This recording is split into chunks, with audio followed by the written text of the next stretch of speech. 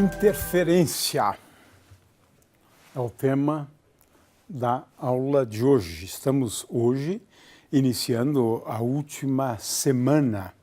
Depois da interferência, vamos falar sobre a difração de ondas. Interferência e difração são fenômenos típicos ondulatórios, sinônimos praticamente, né, de comportamento ondulatório. Vamos, primeiramente, falar do fenômeno da interferência de ondas de uma maneira geral e depois vamos abordar a interferência luminosa, dos raios luminosos, né? Muito bem. Qual é a ideia, antes de mais nada? Eu tenho duas fontes. Uma fonte que emite ondas eletromagnéticas e que vamos considerar ondas esféricas, se propagando a partir desse ponto. Uma segunda fonte que emite ondas eletromagnéticas, aqui eu tenho as frentes de onda, né? Também vamos considerar ondas esféricas. Para grandes distâncias, essas ondas esféricas podem ser descritas por ondas planas. É isso. Então, espero que fique claro esse aspecto. Agora, o problema é o seguinte: uma onda se propaga a partir dessa fonte, a outra se propaga a partir dessa fonte e as duas atingem um ponto P. O que acontece no ponto P? É isso. Veremos que ocorre, né, o fenômeno da interferência, né, que se manifesta no fato de que esse ponto P, às vezes, exibe um mínimo da intensidade da onda. Por exemplo, no caso da luz, um ponto escuro. Às vezes, muito iluminado, mais do que dessa fonte e daquela fonte. Esse é o fenômeno da interferência, que vamos analisar à luz da questão da intensidade da onda em cada ponto, né? É isso. Esse é o programa da aula, né? Vamos considerar ondas esféricas, né, que podem ser, como a gente vai estudar lá na frente, né, difração sob essa forma. Agora nós vamos analisar a parte real, né, dessa expressão de uma onda esférica, uma onda que se propaga a partir da origem, na realidade, né? E também pode ser ondas planas, ou com essa forma, ou com essa forma, né? Aqui eu tenho um esboço feito pelo famoso Young, em 1840, que foi um dos primeiros a se dar conta de que pode acontecer esse efeito aqui, olha. Ondas passando por dois orifícios, né? Elas se propagam de tal forma a produzir, como eu disse antes, máximos da intensidade, mínimos da intensidade, né? Máximos da intensidade e assim por diante, máximos e mínimos. Isso é a característica fundamental, crucial da interferência, gerando pontos de intensidade muito grande, ponto de intensidade muito pequena ou igual a zero, intensidade igual a zero. Isso é também possível, né? É esse o fenômeno. Nós vamos trabalhar só com duas ondas, né? O mais é tudo muito complicado, muito mais difícil, na verdade, né? Então, aqui estou indicando, né, uma experiência feita a partir de uma cuba de ondas, onde a gente pode verificar, né, facilmente, né, que se eu tenho aqui duas fontes, elas vão gerar a interferência, acarretando, no caso de ondas na água, este fenômeno lindo ali, né, onde você tem pontos de máximos e mínimos da intensidade, quando eu superponho as duas ondas. Mas tenho fenômenos lindíssimos, né, muito bonitos, como esse aqui, né? Agora, é uma combinação da interferência como também no fato de que a luz sofre a dispersão. Mas isso a gente pode, quem sabe, ver um pouquinho mais adiante. Mas são exemplos de interferência luminosa nesse caso, né? Então, vamos assistir a este vídeo.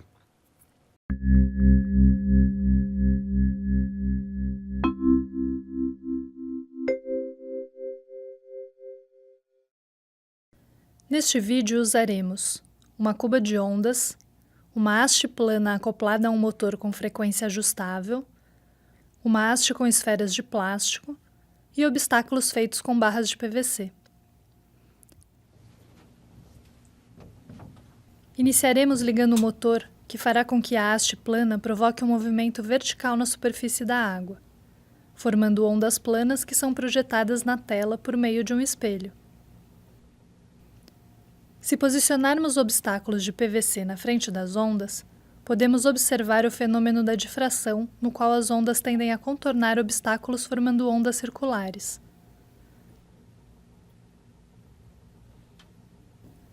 Se as peças de PVC forem posicionadas de modo que se formem duas fendas, podemos observar a formação de duas fontes de ondas circulares, uma em cada fenda. Como estas ondas são formadas pela mesma frente de ondas planas, as ondas circulares vão ter o mesmo comprimento de onda e estarão em fase.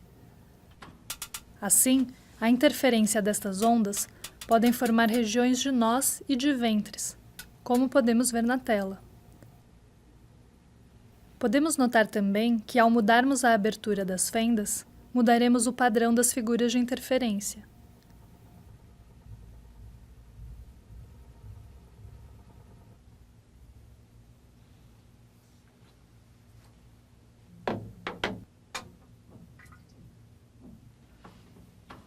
Outra maneira de se obter interferência das ondas é por meio de ondas circulares formadas por duas esferas de plástico tocando a superfície da água. Para isso, vamos trocar a haste plana por dois suportes com esferas, tocando a água com a mesma frequência. Da mesma forma que as fendas, as ondas circulares formadas pelas esferas vão provocar interferências entre si, formando regiões de nós e de ventres, ou seja, regiões onde ocorrem interferências destrutivas e construtivas.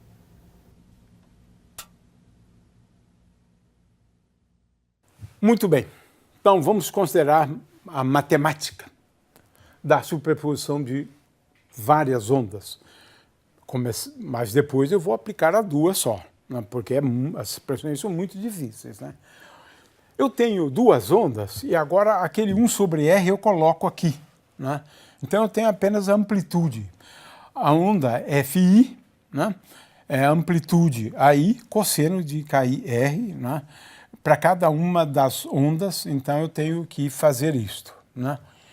Aí o meu problema é encontrar a onda que é a superposição dessas. O que é a superposição? É uma soma. Eu tenho que encontrar uma expressão para soma de AI cosseno de Φ. Vamos chamar de Φ a fase da onda. Pronto. Φ é a fase. Acabou-se. Aí fica mais fácil. Fase. Para simplificar, né? AI cosseno de Φ. Há um problema matemático curioso, né? Como é que eu encontro uma expressão para soma de cosseno AI cosseno Φ? Uma delas é fazendo uso de números complexos, né? A outra delas, porque essa soma de AI cosseno Φ é uma soma de partes reais de números complexos, né? De forma que o problema que se coloca é o seguinte: AI cosseno de Φ é igual a A cosseno de Φ.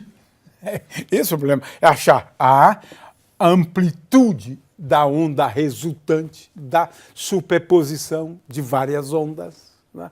E a fase associada a essa onda resultante. Essa onda aqui é a onda resultante da superposição de N ondas. A gente vai considerar só o caso de duas, é claro, mas eu tenho aqui a resposta. Não vale muito a pena a gente descer a detalhes, né?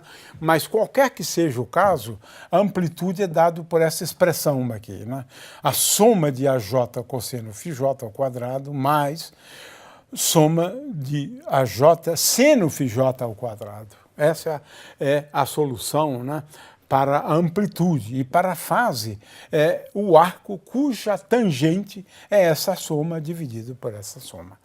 O fato é que nós não vamos trabalhar esse caso muito geral, não. Isso dá muito trabalho. Vamos considerar o caso simples, né? 2 ondas. Mas o que nós estamos preocupados é com a intensidade da onda. Vamos analisar a intensidade, vamos analisar a interferência à luz dessa grandeza física, intensidade da onda resultante, que a intensidade é proporcional sempre à amplitude, portanto, a amplitude da onda ao quadrado. Às vezes a gente considera, na verdade, uma média no tempo, mas esse é um detalhezinho, né?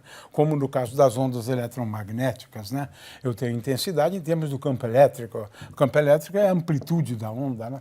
E a intensidade nada mais é do que energia por unidade de área por unidade de tempo que a onda leva, que a onda carrega. Né? Muito bem. Então, vamos olhar sempre para a questão da intensidade e a gente vai descobrir que, de fato, acontece esse tipo de comportamento. A intensidade fica grande numa certa região, pequena na outra e assim por diante. Né? Então, 2 ondas só. Ora, 2 ondas, a coisa é muito fácil, né? E vezes cosseno φ e seno φ é dado por essa expressão, eleva ao quadrado, eu vou então encontrar que o E ao quadrado, a amplitude da onda ao quadrado, é igual à amplitude de uma onda ao quadrado, mais a amplitude da segunda onda ao quadrado, mais 2 vezes E1, E2 vezes cosseno da diferença de fase. É uma questão de matemática, é fácil provar isso aqui. Né? Agora, como isso aqui está ao quadrado, olha só a expressão para intensidade.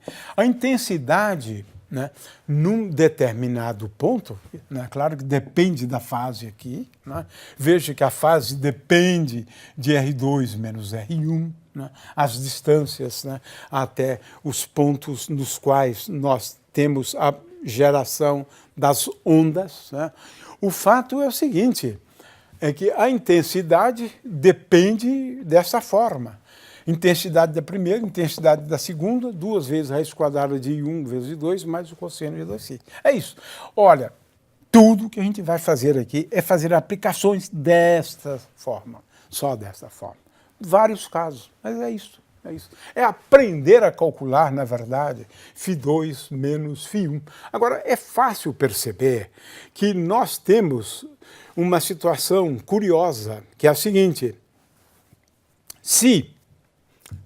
Veja só, se φ2 menos φ1, vamos considerar em módulo, for igual a m vezes 2 vezes π, m igual a 0, serve.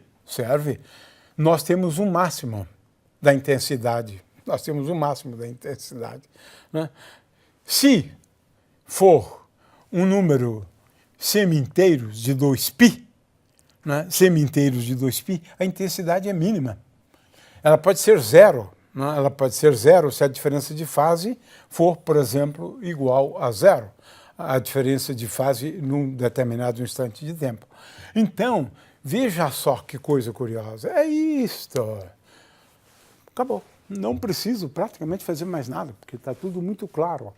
Ou seja, quando eu superponho 2 ondas, eu posso ter pontos de intensidade nula ou muito pequena, né? Ou intensidade grande. Né? Isso é por conta desse comportamento da função, por exemplo, cosseno ao quadrado. Né? Veja, quando eu tenho a superposição de 2 ondas, a intensidade máxima dada por aqueles valores de cosseno é igual a raiz quadrada de 1 mais raiz quadrada de 2. E a intensidade mínima é raiz quadrada de 1 menos I2. Se 1 for igual a I2, olha só que coisa curiosa. Se 1 for igual a I2, veja, eu tenho uma situação na qual a intensidade máxima, eu acho que eu tenho isso aqui, a intensidade máxima é 4 vezes maior do que a intensidade de uma das ondas apenas. Olha só que coisa. Ou a intensidade mínima, né? Se I1 for igual a I2, a intensidade mínima é igual a 0. Então eu tenho essas 2 possibilidades em função da fase. Então tudo se passa ou se trata de determinar, olha só, os valores de R1 e R2, conhecidas as fases. Em geral, a gente joga essa fase aqui fora para não complicar muito a análise, né? Mas a condição é essa, né? E, portanto, veja, N, que é o índice de refração, vezes R1 menos R2, é igual a M vezes lambda zero, e aqui tem uma diferença de fase, com M igual a 0, 1, 2, 3. Ou, para os pontos de mínimo, um número semi-inteiro de comprimento de onda. Aí está. Essa é a condição. Essa é a condição. Veja, vou reescrevê-la aqui. Aqui. Essa é a condição. É a regra geral. Onde estão os pontos de máximos e mínimos? São os pontos para os quais as distâncias, né, até as fontes, satisfazem essa condição aqui. M vezes o comprimento de onda da onda, né? Especialmente se ela se propaga num determinado meio, esse lambda zero é o comprimento de onda da onda antes de incidir naquele meio. O fato é que, se essas diferenças de fase forem iguais a zero, nós temos aqui a condição geral. O resto é exercício. Agora é exercício, acabou. Não tem que fazer mais nada, é só exercício. Né? Só exercício. Máximos, mínimos. O que diz isso? É que a diferença de caminho óptico, se ela for um número inteiro vezes o comprimento de onda, eu vou ter um máximo. Se for diferença de caminho óptico igual ao número semi-inteiro de comprimento de onda, eu vou ter um mínimo. Acabou. Bom, isso aqui é a condição. Agora, exercício. Não tem mais o que fazer. É fazer aplicações, saber calcular diferenças de caminho óptico. É isso, tem que saber calcular. Então, em alguns casos é muito fácil. Esse aqui, por exemplo, a famosa experiência de Young. Né? A famosa experiência de Young. Eu coloco aqui um referencial, a origem no centro, são duas fendas, esqueci de dizer, na experiência de Young, envolve luz passando por aqui e luz passando por aqui. De forma que tudo se passa como se eu tivesse uma onda começando desse ponto, chegando a um ponto lá no anteparo, e uma outra passando por aqui e atingindo este ponto do anteparo. É isto. Qual é o problema aqui? É o seguinte, se eu tenho D minúsculo como sendo a distância entre as duas fendas e D maiúsculo como sendo a distância entre o plano que contém as duas fendas, e o anteparo, porque eu observo isso no anteparo, numa parede lá. Tá certo? Numa parede lá. Então, a condição é Z igual a D. Né? Z igual a D está o anteparo. Né? E D minúsculo é a distância entre as duas fendas, de forma que aqui eu tenho essa coordenada aqui, é x igual a menos d sobre 2.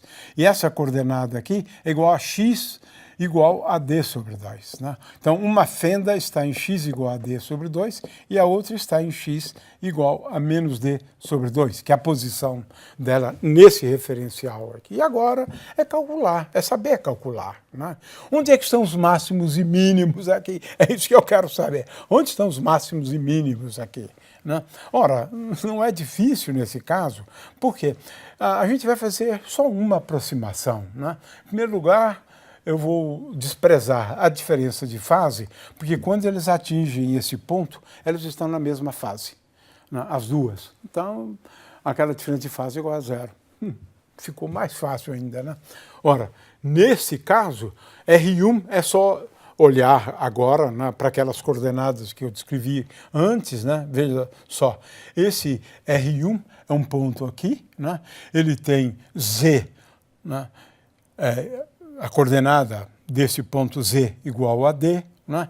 De forma que agora eu posso, né, escrever, né, R1 igual a distância D ao quadrado, porque Z igual a D, mais Y2 mais X menos D sobre 2. Esta aqui é a primeira fenda. A segunda fenda, como lá é X igual a menos D sobre 2, então é X menos D sobre 2. Aqui está. R1 menos R2 eu posso aproximar. eu vou fazer o seguinte, eu vou fazer D sobre D, né, D minúsculo sobre D, muito menor do que 1.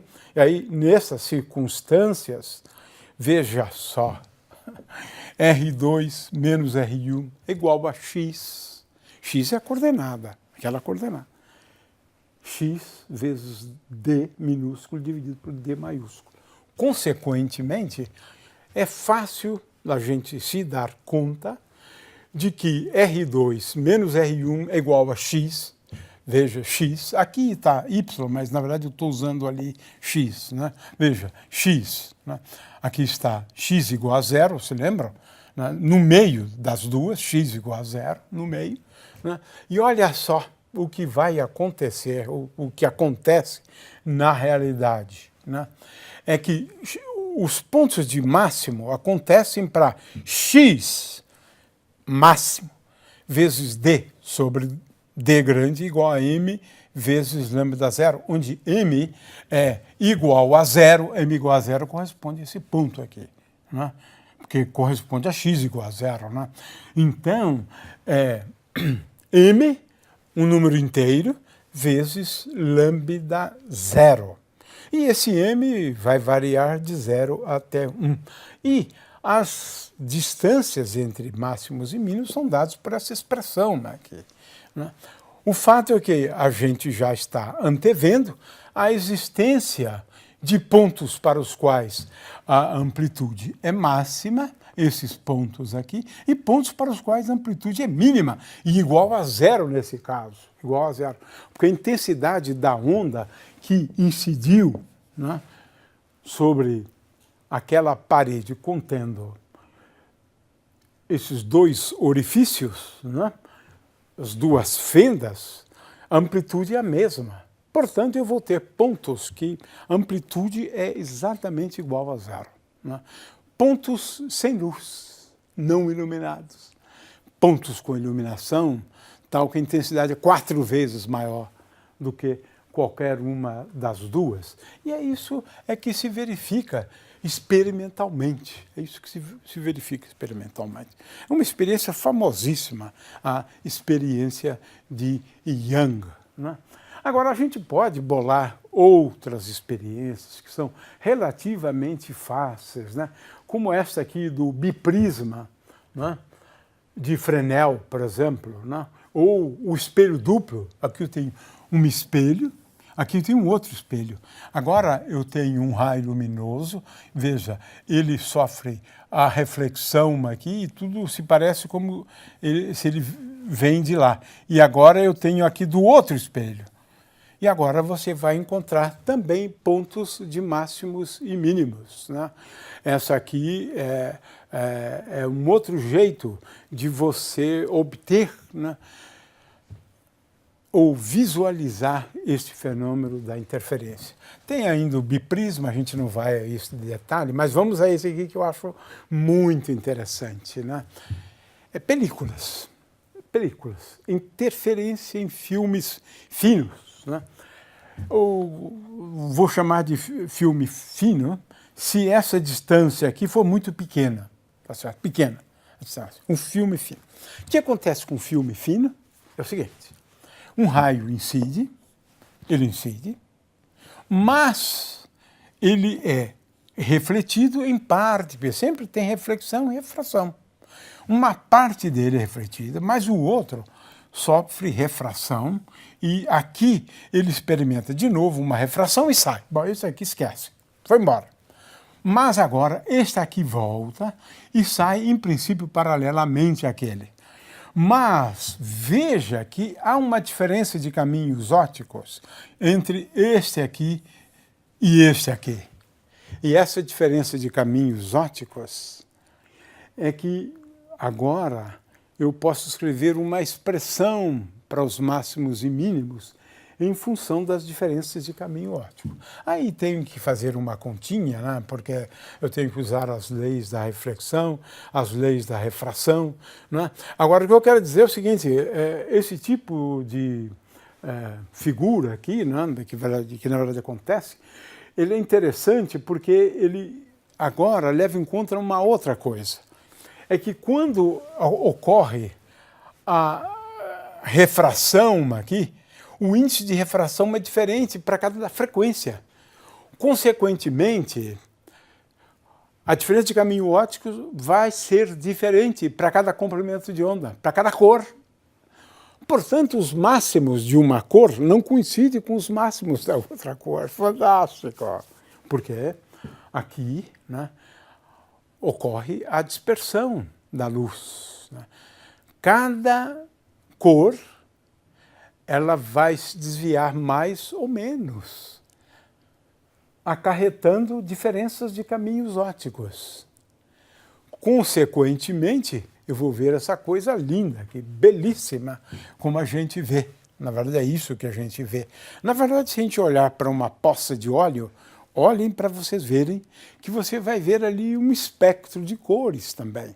Porque agora o óleo se constitui num filmezinho fino. Então, essa questão aqui das cores tem a ver, então, com a dispersão luminosa, né? E agora é uma questão de encontrar, na verdade, a diferença de caminhos ópticos. Eu tenho aqui o caminho, a diferença de caminhos ópticos, ele depende, claro, desse ângulo aqui de refração, tá vendo? Por isso que tem aqui o ângulo. Então a condição agora envolve D vezes cosseno do ângulo de refração. Tem que fazer a continha, né? Aqui, porque tem que usar as leis da reflexão e as leis da refração para achar a diferença de caminhos ópticos entre este raio luminoso e esse outro raio luminoso que veio até o fundo e voltou, né? Tem uma diferença aqui entre eles. Então a condição é essa, e é por isso que a gente consegue realmente ter fenômenos de interferência em filmes finos. Aqui tem um outro exemplo, esse também é belíssimo, né? Descoberto por Newton, né? Eu coloco aqui, na verdade, uma lente, né, plano convexa, invertida, né? E aqui tem os raios luminosos que incidem perpendicularmente, né? De forma que ele vem até esse ponto. Um é refletido aqui, o outro vai até essa outra superfície e volta. Então tem que considerar a diferença de caminho óptico entre esses dois raios, né? E o resultado é que para distâncias R, né? R, né? A partir daqui, do centro, né? Dadas por essa condição, onde R aqui, na realidade, é o raio daquela lente que eu mencionei antes, né? Mas essa é a condição. E olha só que figuras bonitas, né? É que a gente acaba obtendo. É realmente bastante interessante e muito bonito. O que dá trabalho é sempre calcular as diferenças de caminhos ópticos e aplicar sempre a mesma condição, né? O fato é que eu tenho, então, pontos de máximos e pontos de mínimos, né? Portanto, R é, como eu disse antes, a distância. Aqui são pontos de máximo e aqui são pontos de mínimos. Existem instrumentos, né, para se provocar a interferência, né, que são os interferômetros. Um dos mais famosos foi esse de Michelson Morley, e que fez história. Mas a gente vai deixar isso para uma segunda ocasião. Eu quero, então, agradecer só a participação de vocês.